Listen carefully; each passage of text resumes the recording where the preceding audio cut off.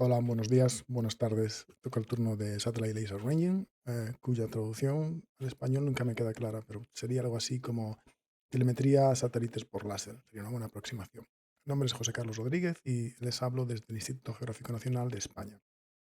Vamos a hablar un poquillo dentro de los próximos 20 minutos acerca de qué es la técnica, cómo lo hacemos, cómo nos organizamos y vamos a ver un poquillo cómo o a qué aspecto tienen los datos de forma muy veloz. Entonces comenzamos. El contexto general, que ya lo he empezado a ver, es que se trata de una de las cuatro técnicas que en la actualidad empleamos para la materialización del marco de referencia terrestre. De ellas, tres están basadas en técnicas satelitales y SLR es una de ellas. Es una técnica madura, ya llevamos unos 60 años desde que las primeras observaciones se han hecho y el principio no podría ser más sencillo.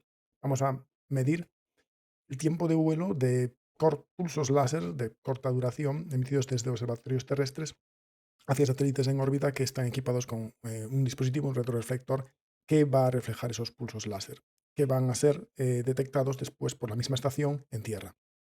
Una vez que tenemos el tiempo de vuelo, la conversión a la distancia instantánea es trivial, se trata de multiplicar por la velocidad de la luz y dividir por dos, esencialmente.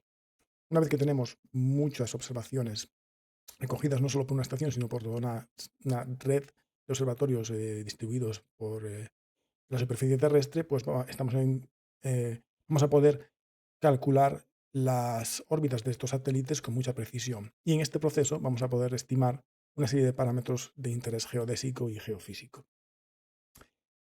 La fortaleza fundamental, o una de ellas del SLR, es que las medidas son absolutas. Y con esto quiero decir que no dependen de la sincronización de relojes que estén situados remotamente, como el resto de las técnicas. Como se trata de una técnica de ida y vuelta, esto es, en el que el mismo pulso que se emite viene reflejado, solo necesitamos un reloj que está situado en tierra. Por lo tanto, la medida del tiempo o de la distancia es absoluta. También tenemos una ventaja en la propagación, en el modo en que los pulsos láser a las frecuencias ópticas se propagan por la atmósfera, en el sentido de que los modelos para modelizar el retardo son muy exactos en comparación con lo que experimentan en radiofrecuencia pues las otras técnicas, ¿no? Todo esto da lugar a que tenemos unas observaciones muy precisas, muy exactas, de forma individual, lo que hace que, a pesar de que no tenemos tantas numéricamente, la técnica sigue siendo competitiva. El hecho de que tengamos dispositivos pasivos en órbita también hacen que se van a abaratar los costes en el espacio.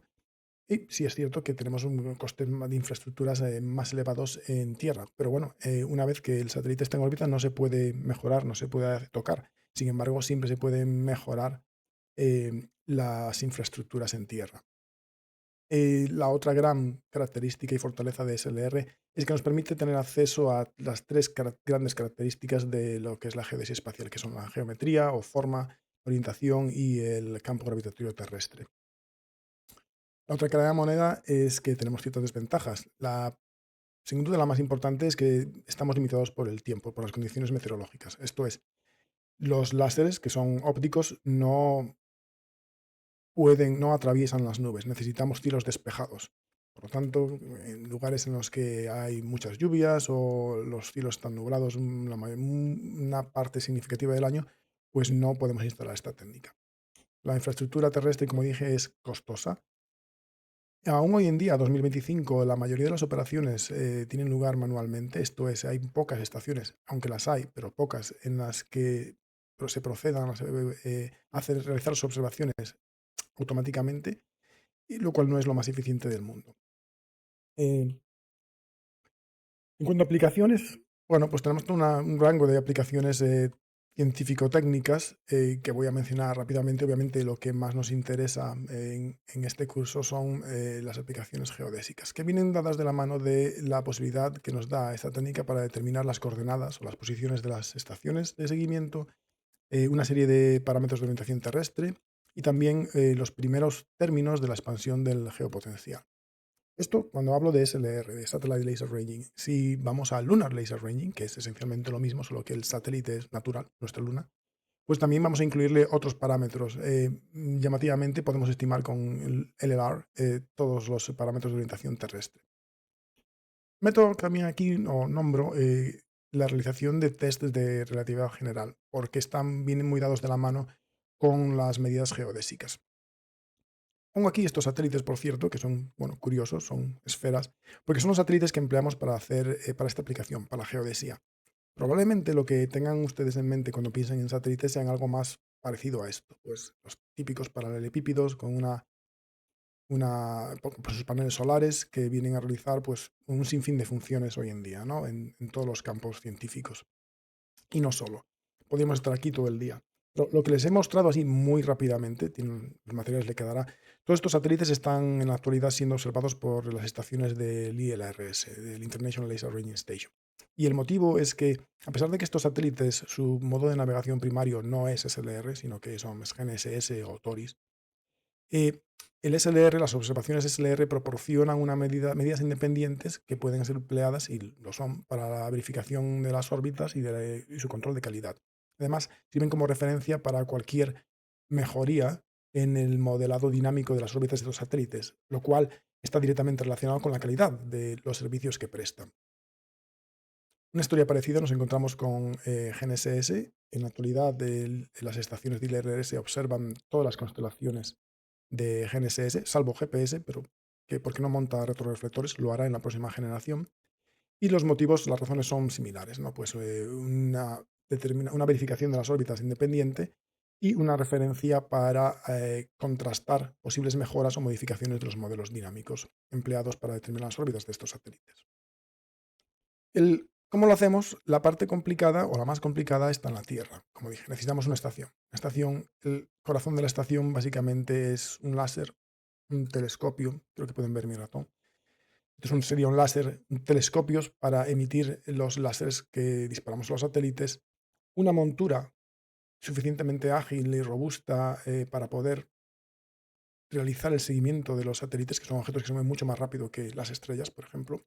Necesitamos un telescopio para recibir los muy débiles pulsos láser que vienen reflejados de los satélites y un fotodetector muy sensible. De hecho, sensible hoy en día a fotones únicos, porque las pérdidas que sufren los pulsos láser en su viaje desde la Tierra hasta el satélite y de vuelta son enormes. De hecho, solo unos pocos fotones consiguen realizar el camino de vuelta y consiguen ser detectados por nuestros telescopios. La parte positiva es que en el espacio pues es muy sencillo, solo necesitamos un retroreflector o una array de retroreflectores y un satélite.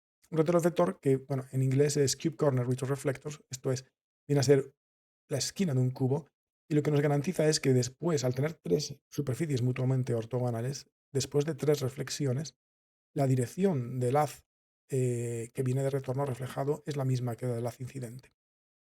Podemos tener un único retroreflector, como en este caso. Este objeto fue depositado en la superficie lunar en abril de 2025. O podemos tener un conjunto de retroreflectores, como en este caso, este es un satélite Galileo y este objeto aquí son unos 80, unos 100 retroreflectores individuales. Vuelvo un instante a estos satélites. Estos satélites dije que son los que empleamos para realizar observaciones geodésicas, para aplicaciones puramente geodésicas. Son esferas metálicas muy densas que orbitan desde unos 800 kilómetros hasta unos 20.000 kilómetros de altura. El motivo por el cual utilizamos estos satélites tan curiosos, completamente pasivos, no tienen antenas, no tienen sistemas de comunicación, no tienen nada, es que minimizan las aceleraciones sufridas o causadas por las fuerzas no conservativas, lo cual nos va a permitir simplificar el modelado de las órbitas, el cual nos va a permitir obtener mejores resultados. Además, la simetría que tienen nos permite tener unas distribuciones de los pulsos láser reflejados homogéneas, lo cual va a ser beneficioso. Hay otras posibilidades, pero bueno, esta es definitivamente la más ventajosa. Ok, los resultados de una estación no son suficientes para hacer lo que deseamos. Esto es, necesitamos una cobertura. Una cobertura regional, mundial, lo más homogénea posible y lo más densa posible. El conjunto de estaciones de SLR, de centros de análisis, de centros de datos y el resto de personas que se dedican a prestar servicios relacionadas con SLR se coordinan a través del International Laser Ranging Service, que es un servicio de la Asociación Internacional de Geodesia. Las funciones que realiza son las que se imagina, esto es, principalmente proporcionan los datos de SLR y LLR para poder dar soporte a todas estas actividades científico-técnicas que he mencionado. Crucialmente, el ILRS desarrolla y mantiene toda una serie de estándares y especificaciones acerca de datos, metadatos, para asegurar que las operaciones lleguen a buen puerto. La red actual de observatorios es la que muestro aquí. En amarillo son estaciones que están planeadas, que serán abiertas o en un futuro. En verde son las que están actualmente activas. Hablamos de unas 40 estaciones y, en fin, un rápido vistazo pues, revela algunas debilidades que tenemos que ya mencioné antes. Y es que tenemos huecos significativos en ciertas regiones del mundo. Hay esfuerzos para mejorar esto, pero obviamente nunca son tan rápidos como los que desearíamos. Además, tenemos una heterogeneidad de estaciones, esto es, tenemos estaciones que fueron diseñadas hace quizás 30 o 40 años y tenemos estaciones más modernas. Todo lo cual hace que la adopción o la densificación de la red no sea particularmente simple, porque si alguien, una institución para la que ustedes trabajan, por ejemplo, consiguiese los fondos para poder eh, desplegar una nueva estación, pues no está muy claro por qué sistema optarían. Por lo que digo, porque no hay un estándar fijo que nos diga esto es lo que se podría, lo que hoy en día se utiliza y lo que podemos instalar y esto es lo que cuesta. No. Es digamos, el panorama en cuanto a hardware es un poco más complicado.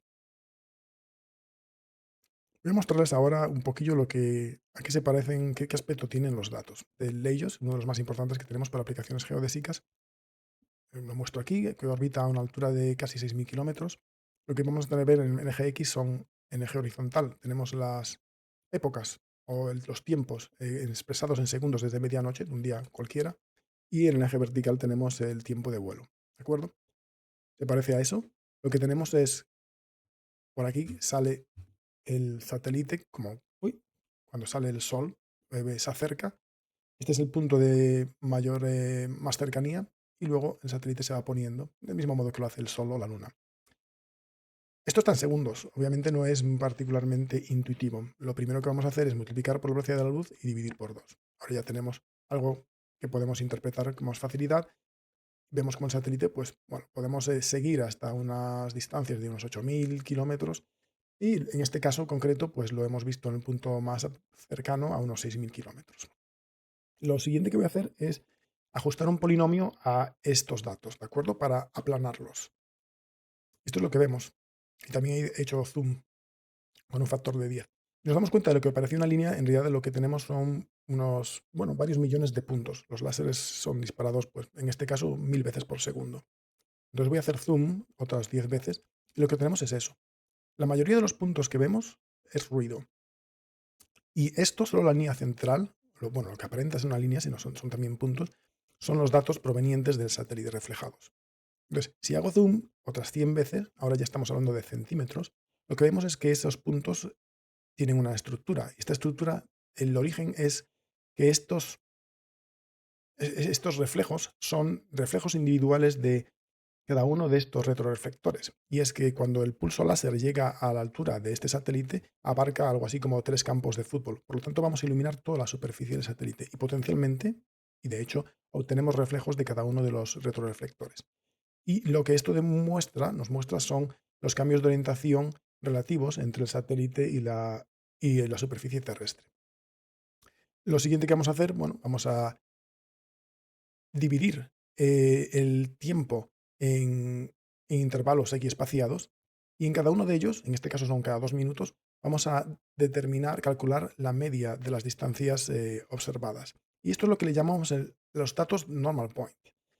Y estos son los datos que si ustedes van a cualquier centro de análisis, por ejemplo CDDIS de NASA, navegan a SLR, eligen un satélite cualquiera y eligen pues el instante o el año en el que desean los datos, esto es lo que se pueden descargar. Y lo que tienen es la operación, el resultado de la operación que he descrito es básicamente una especie de media de tiempo de vuelo por cada uno de los intervalos. Con esos datos, ¿qué hacemos? Todo se basa en la determinación precisa de las órbitas de los satélites, como dije antes. Lo que sucede es que estos satélites son referencias dinámicas para poder determinar dónde estamos. Pero no es un problema porque, bueno, en fin, estas órbitas siguen las ecuaciones del movimiento. Lo que tenemos que hacer es propagar las posiciones de los satélites en el tiempo, de acuerdo con cierto modelo de fuerza, y en ese proceso vamos a escribir nuestras ecuaciones de modo que tenemos ciertos parámetros que son los que realmente nos interesan. En realidad no son las órbitas lo más interesante para nosotros, para poder llegar al cálculo de los productos que les comentaré más tarde. Para las, en cuanto a la determinación precisa de órbitas, en la actualidad, si queremos la máxima precisión y exactitud posible, lo que hacemos es una integración numérica de las ecuaciones del movimiento. Existen otros modos de hacerlo, son modos analíticos, pero no tienen la flexibilidad que deseamos. De modo muy importante, tenemos que incluir en nuestro modelo de fuerza todos aquellos efectos, perturbaciones que nos van a afectar. Aquí doy una idea del orden de magnitud de algunos de los efectos que tenemos que modelar, y aunque algunos de ellos sean en principio increíblemente pequeños, esto que es 1 a la menos 9 metros por segundo al cuadrado, tenemos que tenerlo en cuenta, porque lo que estamos haciendo es la caza del milímetro. Y si no tenemos en cuenta algunos de estos efectos, uno o cualquiera, a lo largo de la órbita del satélite vamos a tener unos desplazamientos, unos errores que se van a incrementar con el tiempo y van a hacer que nuestros resultados no sean óptimos. Lo que hacemos normalmente es observar durante, bueno, esencialmente todos los días del año que se pueda, obviamente. Y lo que hacemos es acumular observaciones durante cierto intervalo, por ejemplo, una semana. De hecho, es lo normal. Este mapa muestra las observaciones recogidas por las estaciones del ILRS en una semana de mayo de este año. Y lo que hacemos es utilizar todas esas observaciones para integrar las ecuaciones de movimiento eh, y con los parámetros que incluimos en el modelo, estimar lo que nos interesa. ¿De acuerdo? Estas órbitas dependen esencialmente en ciertos modelos del background que vamos a tomar como fijos y luego una serie de parámetros, no todos de interés, que tenemos que estimar para obtener las mejores órbitas posible y para obtener nuestros productos. Dije antes, o vengo diciendo, que lo único que hay que hacer para obtener desde los datos las distancias es dividir por 2 y multiplicar por la velocidad de la luz. En realidad esto es una simplificación. Tenemos que tener en cuenta ciertos aspectos que no he mencionado antes. Pues tenemos que tener en cuenta la equilibración del sistema, como cualquier otro instrumento de medida. Tenemos que tener en cuenta los retardos atmosféricos, los retardos relativistas y así llamado corrección del centro de masas, que es el desplazamiento entre el centro de masas del satélite, que es lo que obedece las ecuaciones del movimiento, y el punto donde está instalado el rotorreflector, que no va a coincidir nunca con el centro de masas. Ya para acabar, en los productos, el resultado de todo esto es una serie de productos. El primario es las posiciones de las estaciones de seguimiento, que luego van a contribuir, lo verán después, a el marco de referencia, ¿de acuerdo? Asimismo, vamos a estimar ciertos parámetros de orientación terrestre, no todos, porque no podemos hacerlo con las técnicas satelitales, en concreto polar motion y movimiento polar y duración del día, que van a contribuir a los productos de combinación que hace el International Air Rotation Service. Asimismo, también vamos a poder estimar los primeros términos de la expansión del geopotencial. ¿Y con esto qué conseguimos? Bueno, pues por ejemplo, en estos papers que estoy mostrando aquí, esta gente ha estimado los cambios en el geopotencial sobre Groenlandia, en el primer caso. Y en el segundo, se ha calculado, a partir del SLR, la pérdida de masa estimada sobre la Antártida y Groenlandia. Y esto, notablemente, antes de que existiesen los satélites Grace, que es como se hace esto hoy en día, de forma muy precisa. Ya, para concluir, entonces, quedamos en que las series de las temporales de las coordenadas es el producto primario, la contribución primaria de SLR a el marco de referencia. Y voy a señalar aquí que el, el origen del marco de referencia viene dado exclusivamente por los datos de SLR. ¿Por qué? Porque los satélites de forma natural orbitan al centro de masas instantáneo del sistema terrestre y esto es lo que se ha elegido que sea el origen de dicho marco. La escala, que lo verán después, normalmente viene definida por la combinación de las técnicas de SLR y VLBI. Estas son dos grandes aportaciones que hace la técnica de SLR. Los EOPs, como he dicho, contribuyen a la combinación de productos y la contribución al geopotencial radica en el desarrollo de modelos del geopotencial modernos en el que se utilizan también los datos de SLR y el estudio de la evolución al largo periodo del campo gravitatorio terrestre. Con esto les dejo aquí unas cuantas bueno, no, reseñas bibliográficas y un par de enlaces que les pueden ser útiles si les interesa el tema. Gracias por su atención.